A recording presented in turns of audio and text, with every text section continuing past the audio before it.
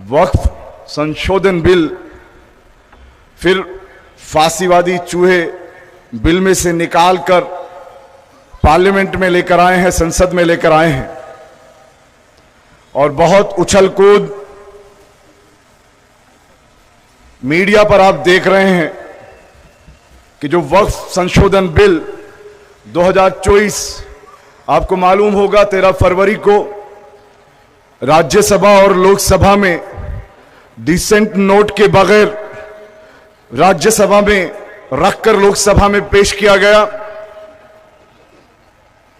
जिसको आप एक रिजल्ट के रूप में आने वाले 10 मार्च को फिर अलग एक हालात में आपके सामने आने वाला है। वक्फ क्या है आप सभी जानते हैं, लेकिन फिर भी याद दहानी के लिए आपसे औकाफ के बारे में बात करूंगा, क्योंकि इंसान जब उन्स से बना है और उन्स के माने भूलने वाला होता है, और मुसलमान बहुत ही दरगुजर और भूल से काम ले रहा है। इसलिए मैं याद दिलाते हुए उनके जहनों में और दिलों में इस बात को उतारते हुए कि आपके औकाफ पर मजहबी हमला हो रहा है, आपके मजहब पर जो औकाफ के नाम पर बहुत बड़ा हमला हो रहा है, उसे समझिए। वक्फ क्या है? जब हजरत उमर रज़ियल्लाहु ताला अन्हु ने, जब उनके पास एक जमीन तोहफे में आई तो उन्होंने कौम व मिल्लत के फलाह बहबूदी के लिए देने की ख्वाहिश की, फी सबीलिल्लाह, अल्लाह की राह में देने के लिए ख्वाहिश की। और उससे पहले हजरत उस्मान गनी रज़ियल्लाहु ताला अन्हु रज़ियल्लाहु ताला अन्हु ने अपने कुएं को खरीद कर लोगों के लिए दिया। तो उस मौके पर जब रसूलुल्लाह सल्लल्लाहु अलैहि वसल्लम से पूछा कि ये वक्फ क्या है, तो रसूलुल्लाह सल्लल्लाहु अलैहि वसल्लम ने फरमाया कि ये वक्फ अल्लाह की राह में कयामत तक कुर्बान कर देने वाला एक सदका जारिया है। जो मिल्कियत खालिस डायरेक्ट अल्लाह की है, यह है वक्फ। ये वक्फ अल्लाह की मिल्कियत है और तमाम मोमिनान उस मिल्कियत की, अल्लाह की मिल्कियत की हिफाजत, और जो अल्लाह ताला ने नबी अलैहिस्सलाम के जरिए से वक्फ के जो कानून हमें बताए हैं, जो उसके वक्फ को इस्तेमाल करने का जो तरीका बताया है, उसको अमल में लाने का हर मोमिन का दीनी फरीजा है। तो यह वक्फ नबी अलैहिस्सलाम के वक्त से चला आ रहा है। जो अलग अलग दौर, जो खुलफाए राशिदीन हैं, बादशाह हैं, मुगल हैं, यहां तक कि अंग्रेजों के वक्त भी, और मैं वहीं से बात शुरू करता हूं, अंग्रेज भी, और कौन अंग्रेज? जिनकी आंखों में आंखें डालकर जंगे आजादी की लड़ाई ही नहीं लड़ी, बल्कि इन मुसलमानों ने इस भारत को, इस इंडिया को आजाद कराने के लिए जामे शहादत पिया, जिन्होंने अंग्रेजों की नाक में दम किया, और शेर हिंद टीपू सुल्तान रहमतुल्लाह अलैह, जिन्होंने वो शहादत दी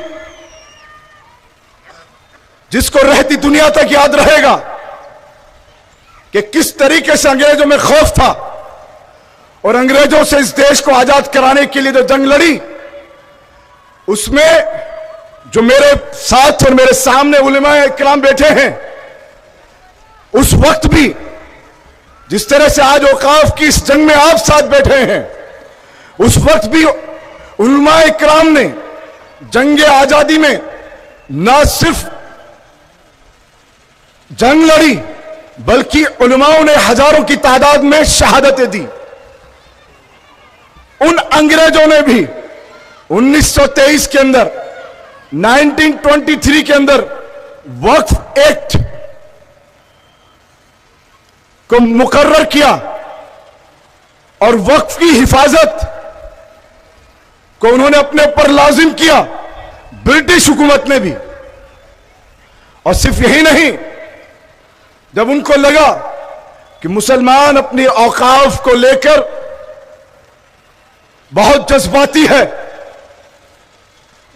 अपने इस हक को लेकर, तो उसमें जो कुछ कमियां और खामियां थीं, उन अंग्रेजों ने भी फिर दोबारा 1934 में 1934 के अंदर और मजबूत किया और वक्त जो प्रॉपर्टी मुसलमानों की थी, अल्लाह की है और अल्लाह की रहेगी, उसमें और कड़े प्रावधान लाए गए कि जिससे कोई भी आकर उस पर कब्जा ना कर सके। और फिर जंग आजाद हिंदुस्तान के अंदर 1954 में, 1954 में उन्हीं औकाफ को, उन्हीं अल्लाह की मिल्कियत को उस गवर्नमेंट ने वक्फ एक्ट के अंदर स्टेट बोर्ड बनाए, ताकि तमाम स्टेट्स अपने अपने राज्यों में जितनी भी वक्फ संपत्तियां हैं, उनकी हिफाजत के लिए वो बोर्ड काम करें। और जब ये लगा कि सिर्फ स्टेट बोर्ड बनाने से काम नहीं चलेगा और भी इसको मजबूत करना है, तो 1995 के अंदर, 1995 में CWC, सेंट्रल वक्फ काउंसिल, केंद्रीय वक्फ परिषद बनाई गई, जिसमें स्टेट बोर्ड के कोऑर्डिनेशन के लिए और मुसलमानों की उस मिल्कियत औकाफ की हिफाजत के लिए उसे और मजबूत बनाने के लिए काम किया। और मुसलमानों ने जब यह लगा और देखा कि इसमें बहुत लोग कब्जा कर लेते हैं, बहुत लोग एनक्रोचमेंट करके और उसका गलत फायदा उठाते हैं, चाहे उसमें मुसलमान हो या दूसरे हो, तो फिर 2013 के अंदर वक्फ ट्रिब्यूनल बनाई गई, अदालत बनाई गई वक्फ की अलग से, ताकि जो भी वक्फ की संपत्तियां हैं जिन पर कब्जे हो रहे हैं, उन कब्जों को हटाया जाए और उनके जो भी मामलात हैं वक्फ ट्रिब्यूनल डायरेक्ट उसे सुने। उसमें जजेस अपॉइंट किए गए, सिटिंग जज अपॉइंट किए गए और यह कहा गया कि जो वक्फ प्रॉपर्टीज हैं उनकी हिफाजत के लिए जो भी सिस्टम होगा उसे और मजबूत करेंगे। लेकिन आज अचानक ये 2024 के अंदर आपकी और हमारी कुछ गफलत को, कुछ काहिली को, कुछ जिम्मेदारियों को हमने जो दरगुजर किया, उसका एक नाजायज फायदा आपके सामने वक्फ अमेंडमेंट बिल 2024 के रूप में आ गया और यह कहा गया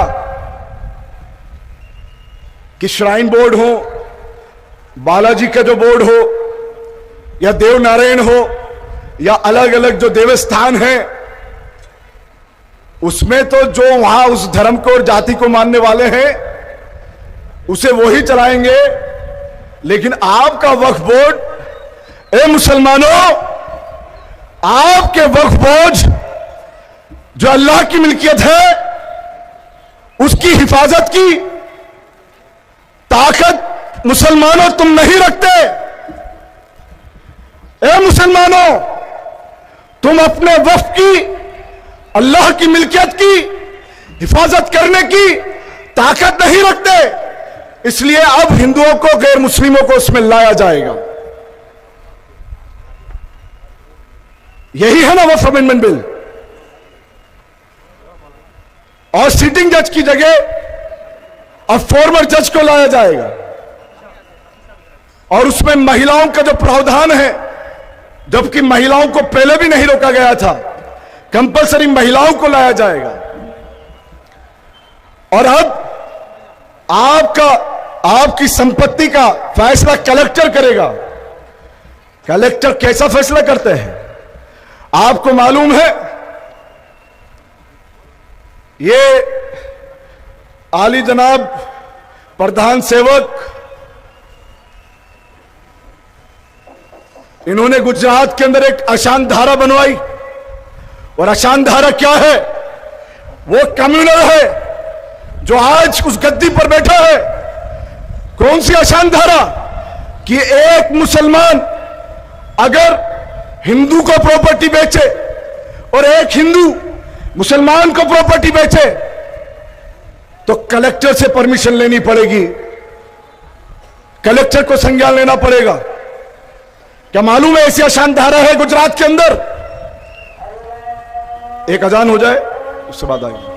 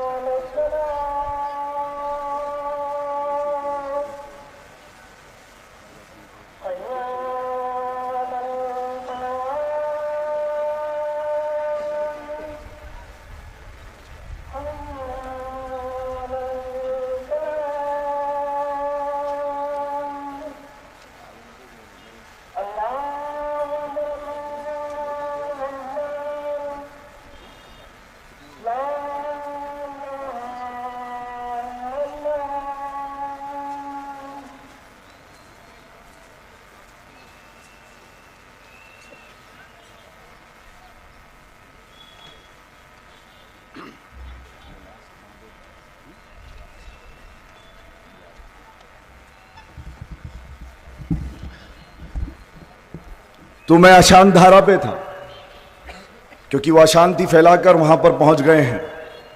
मैं थोड़ा गला खराब है, फिर भी कोशिश करूंगा कि मैं अपनी बात आप तक पहुंचा दूं। तो वो जो जनाब आली हमारे मुल्क के अंदर, क्योंकि उन्हें गुजरात में सुकून नहीं मिला था, बदसुकूनी और बदउनवानी और अशांति फैलाकर, तो उन्होंने तो जो अज़म लिया कि यार ये अशांति पूरे देश में फैलनी चाहिए, और उस अशांति को पूरे देश में फैलाने के लिए कामयाब हुए। तो मुख्तसर बात यह है कि जो ये औकाफ का बिल जिसको एक्ट बनाना चाहते हैं, इससे पहले जो सीएबी लाए थे, सिटीजनशिप अमेंडमेंट बिल, जिसको सीएए बना दिया, क्योंकि एक बिल आने के बाद एक्ट बन जाता है, ये तो आपको मालूम होगा। इसीलिए लोकसभा और राज्यसभा में लाया जाता है और उसके बाद प्रेसिडेंट साइन करके उसे पारित करता है। और जो सीएए बनाया, वो सीएए को हम देख रहे हैं।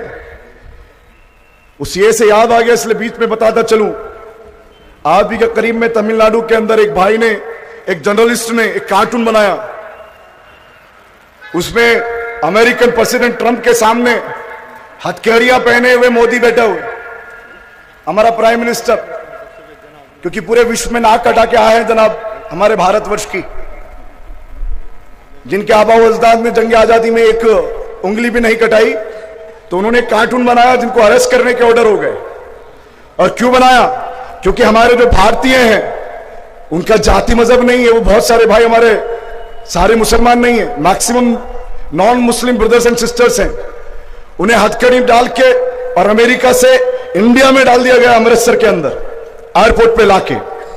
तो जो सीए, जो यहाँ के मुसलमान जो शहरी हैं, उनके बारे में सोचने के बजाय हिंदुत्व का जो उन्होंने एक एजेंडा चलाया है, और ये जो हिंदुत्व है, ये हिंदुत्व और जो हिंदू धर्म है दोनों में फर्क है।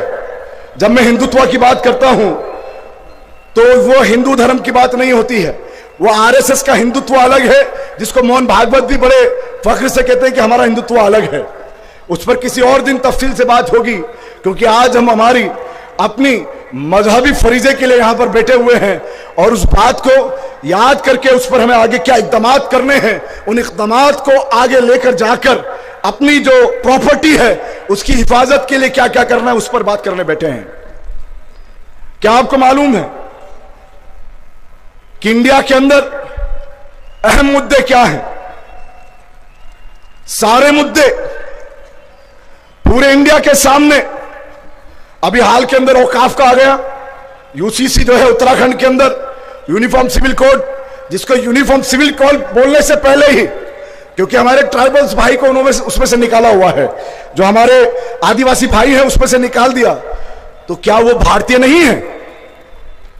भाई ये लोग बोलते हैं कि इंडिया के अंदर तमाम जो सिविलियंस हैं उनके कोड ऑफ कंडक्ट सेम होना चाहिए, और आपने ट्राइबल्स को निकाल दिया क्योंकि ट्राइबल्स के अपने रिचुअल्स हैं, अपनी प्रथाएं हैं। अगर उस पर बात करेंगे तो ट्राइबल्स उनकी विधानसभा में घुस जाएंगे, उन्हें टेबल सहित बाहर फेंक देंगे, क्योंकि उन्हें इंडिया या भारत का सर्टिफिकेट नहीं चाहिए, उन्हें मालूम है वो शहरी है यहां के। तो मेरे भाइयों, जिस कौम को मालूम नहीं है कि वो शहरी है या नहीं, उन्हीं के एजेंडे पर बात होगी। और उनके एजेंडे क्या होंगे? आज वक्फ बोर्ड है, आपका मुस्लिम पर्सनल लॉ है, आपका हिजाब है, आर्टिकल 370 है, मदरसा है, इन्हीं पर बात होगी। लव जिहाद पर बात होगी। क्यों? क्योंकि उन ट्राइबल्स को तो मालूम है कि अगर इन्होंने हमारी शहरियत को, हमारी मिल्कियत को, हमारी मां बहनों को, हमारे कल्चर को टच करने की कोशिश की, तो ना ये और ना इनकी सरकार बचेगी, क्योंकि भारतवर्ष के भारतीय उन्हें उखाड़ फेंकेंगे। लेकिन एक कौम को जिसका अपना दीनी फरीजा है, जिसने अपने दीन से सीखा है कि वो जो जीता है तो सिर्फ अपने टैग के साथ ही नहीं, बल्कि उसकी तो तमाम जो जिम्मेदारियां हैं तमाम इंसानियत के लिए होती है। क्यों? क्योंकि वो इन्नल्लाह ला युगय्यिरु मा बिकौमिन हत्ता युगय्यिरु मा बिअनफुसिहिम, उसको भूल गया कि अब एक कौम, कि बेशक एक कौम अगर अपने नफ्स के साथ बदलने को तैयार नहीं है तो अल्लाह भी उसको नहीं बदलता। इसलिए जो अहम मुद्दे हैं वो मुद्दे हमारे भारतीयों के सामने नहीं आ रहे हैं, क्योंकि उन्हें एक फुटबॉल, एक सॉफ्ट टारगेट मिल गया है। वरना मुद्दे बोलता हूं मैं आपको, मई 2023 से और आने वाले मई 2025 में 2 साल हो जाएंगे मणिपुर में आग लगे हुए। मणिपुर जल रहा है। वो बेशर्म सीएम जो अभी विधानसभा दिल्ली के इलेक्शन में कैंपेन कर रहा था, उसको हटाकर अभी पिछले महीने वहां पर राष्ट्रपति शासन लागू किया। लेकिन क्या पता है, राष्ट्रपति शासन लागू होने तक और अभी भी पता नहीं है कब तक क्या क्या हुआ है वहां। हमारी बहन बेटियों को, अरे चाहे वो मुसलमान नहीं थी, वो इंसान थी, आदम की औलाद है, वो हमारी बहन है, नंगा घुमाया उसको, बहनों को अस्मत जरी की उनके साथ। क्या तुम सड़कों पर निकले, आवाज उठाई? हमने हमारी ताकत से किया। वहां पर एक फौजी को सर काटकर, जिस तरह से ये बैरिकेड लगे हुए हैं, बंबू के बैरिकेड पर उसका सिर लगाया, पूरे अखबारों में न्यूज आई। क्या यहां के इंडिया सड़कों पे आया? नहीं आया। क्या आपको मालूम है, ये मणिपुर के साथ साथ हमारी जो मां बहनें हैं, वो चाहे दलित महिलाएं हों या कोई भी जाति धर्म की महिलाएं हों, किस कदर लगातार बलात्कार पे बलात्कार हो रहे हैं। और बलात्कार करने वाले पार्लियामेंट में भी हैं, उन पर केसेस हैं बलात्कार के, और विधानसभाओं में भी हैं, सैकड़ों है, 500 से ज्यादा है विधानसभाओं में, लेकिन वो है वहां। और साथ ही साथ आज भी सिंधु बॉर्डर पर किसान धरना देकर बैठा है। सैकड़ों किसानों ने धरने में अपनी जानें दी हैं, जानें गंवाई हैं। वो अलग बात ये भी याद रखिए कि आपकी एक छोटी कोशिश से उन्होंने शाहीन बाग का मॉडल बनाया था। जब किसान धरने पर बैठे थे, शाहीन बाग के मॉडल से बैठे थे। तो ये जो मुद्दे हैं, क्या आपको मालूम है आजाद भारत के अंदर नोटबंदी से बड़ा भ्रष्टाचार आज तक नहीं हुआ? क्या मालूम है, ये मोदी जो एफडीआई के खिलाफ था, फॉरेन डायरेक्ट इन्वेस्टमेंट के, 100% फॉरेन डायरेक्ट इन्वेस्टमेंट इंडिया में हो रहा है। क्या मालूम है, हमारे रेलवे प्लेटफॉर्म बेच दिए गए हैं, एयरपोर्ट बेच दिए हैं। क्या आपको मालूम है कि ग्राउंड्स बेच दिए हैं, मैदान बेच दिए हैं? आपको मालूम है? बेरोजगारी की सीमा यह है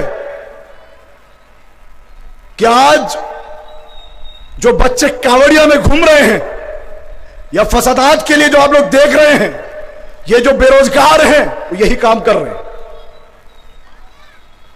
चरम सीमा पर बेरोजगारी है और गरीबी और भूखमरी में आसपास के नेपाल, बांग्लादेश, पाकिस्तान से भी पीछे है भारत। हंगर इंडेक्स में देखिए, चेक करिए, मलन्यूट्रिशन में चेक करिए, कुपोषण से मरने वाले उन मासूम बच्चों की जो यहां पर खाना नहीं मिलने की वजह से, कुपोषित होने की वजह से मर रहे हैं। कोई भी सरकार क्यों बनाई जाती है कि वो जिन जनता का वोट लेके जो जनप्रतिनिधि है, वो रोटी, कपड़ा, मकान, स्वास्थ्य, शिक्षा पर बात करे। लेकिन वो क्या कर रहे हैं?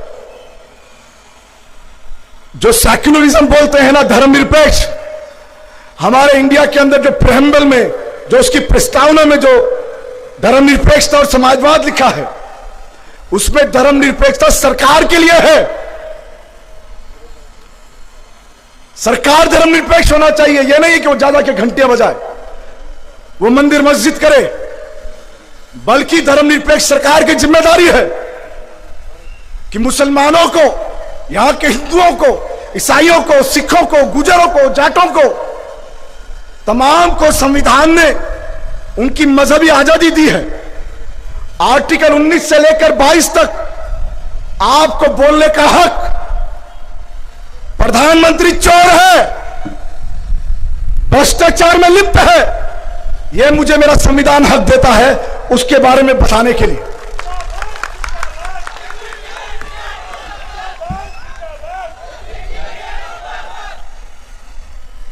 योगी की इतनी हिम्मत है कि एक मुख्यमंत्री होके उर्दू के खिलाफ बोले और विधानसभा में, कल की बात कर रहा हूं मैं, पुरानी बातों की बात छोड़ दीजिए, मुसलमानों के लिए कठमुल्ला लफ्ज इस्तेमाल करे। क्या करना था? सड़कों पे आना था, आपको संविधान ने हक दिया है अपनी बात कहने का, अपने धर्म पे चलने का। और संविधान का हक, क्यों संविधान को हम पसंद करते हैं, क्यों संविधान को बचाने के लिए निकले हैं, क्यों लोकतंत्र को बचाने के लिए निकले हैं? कि संविधान ऐसा एक एग्रीमेंट है, ऐसा एक करारदाद पास हुआ है 1949 और 50 में जो लागू हुआ कि तमाम धर्म के यहां पर आजादी है। क्या आजादी है? कि मोहम्मद शफी अपने कलमे पर ला इलाहा इल्लल्लाह मुहम्मदुर रसूलुल्लाह सल्लल्लाहु अलैहि वसल्लम को जोश से पढ़े, आजादी के साथ पढ़े और इसको फैलाए। यह मेरा संवैधानिक हक है। अपने कलमे को फैलाने का मेरा हक है। मेरे दीन को फैलाने के लिए कोई योगी और मोदी से इजाजत की जरूरत नहीं है मुझे। यह मेरा हक है, वो हक लेना है। यह मेरा हक है कि मैं उनकी आंख में आंख डालकर कहूं कि जालिम, ये जुल्म बंद कर दे। मुसलमानों पर नहीं सिर्फ, क्योंकि मुसलमान स्वार्थी नहीं होता है, क्योंकि उसे क्या बनाया है? खैर उम्मत उखरिजत लिन्नास, तमाम इंसानों के लिए खैर वाली उम्मत बनाकर भेजा है यहां पर। आज उसको अपनी जान के लाले पड़ जाए, क्योंकि कहीं ना कहीं वहन आया है। याद करो अपने नबी की उन बातों को याद करो जिसको अल्लाह ताला ने नबी की जुबान से कहलवाया है। उन बातों को याद करो कि ऐसा एक दौर आएगा कि जिस तरह से भूखा दस्तरखान पर टूट पड़ता है, एरे गेरे आप पर टूट पड़ेंगे, एरे गेरे। क्या रसूलुल्लाह सल्लल्लाहु अलैहि वसल्लम मुसलमानों की तादाद कम होगी? नहीं, आप जैसे समुद्र का झाग देखते हो इतने होंगे, लेकिन हुब्बुद दुनिया वो कराहितुल मौत, वो दुनिया की मोहब्बत में, नफ्सा नफ्सी में और मौत के खौफ से, उसी को वहन कहते हैं, जीने लगेंगे। ऐसा कौन शख्स है जो यहां बैठा है और पूरे भारत में मुझे सुन रहा है, चाहे वो सोशल मीडिया के जरिए से सही, जो हमेशा जिंदा रहने वाला है? इसीलिए मैंने उस सुल्तान हिंद टीपू सुल्तान रहमतुल्लाह अलैह की बात की, जिन्होंने कहा था कि 100 साला गीदड़ की जिंदगी से एक दिन की शेर की मौत बेहतर है।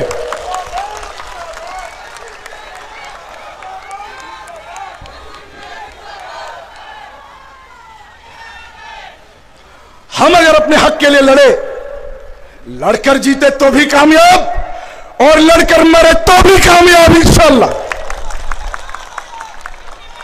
क्योंकि ये सारा हक हमें हमारे संविधान ने दिया है इंशाअल्लाह।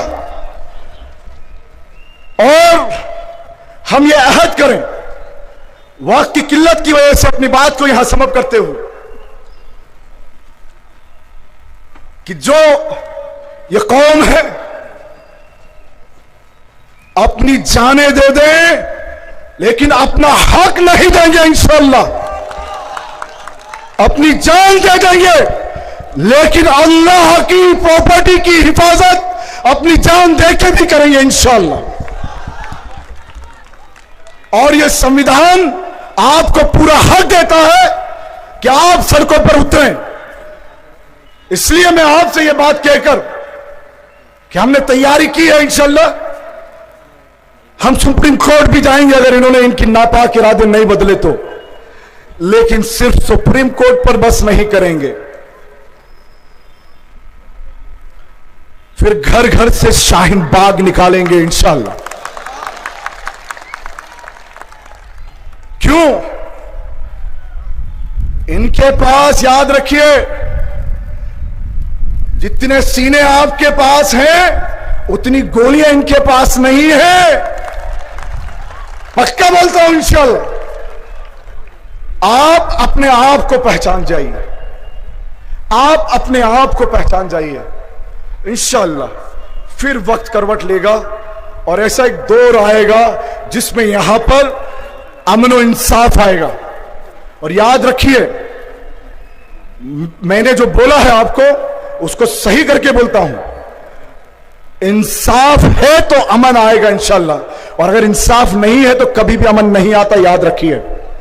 इसलिए हमने जो ये दो अल्फाज कहने मात्र नहीं रखे हैं, हमारी किताब ने हमें बताया है कि दुनिया को, इंसानियत को खौफ से आजाद करो। उन्हें सिर्फ एक वाहिद का खौफ होना चाहिए, बाकी इंसान को किसी इंसान का खौफ नहीं होना चाहिए, यह याद रखो। इसलिए जो हमारा नारा है, हर गरीब, मजलूम, किसान, दलित, आदिवासी, हमारी मां बहनें, उन तमाम के लिए है जो भूख से आजादी और खौफ से आजादी इंशाअल्लाह एक दिन जरूर दिला के रहेगा। बहुत बहुत शुक्रिया। वाखिर दावाना अल्हम्दुलिल्लाहि रब्बिल आलमीन। जय एसडीपीआई, जय हिंद, जय भारत। अस्सलाम वालेकुम व रहमतुल्लाह।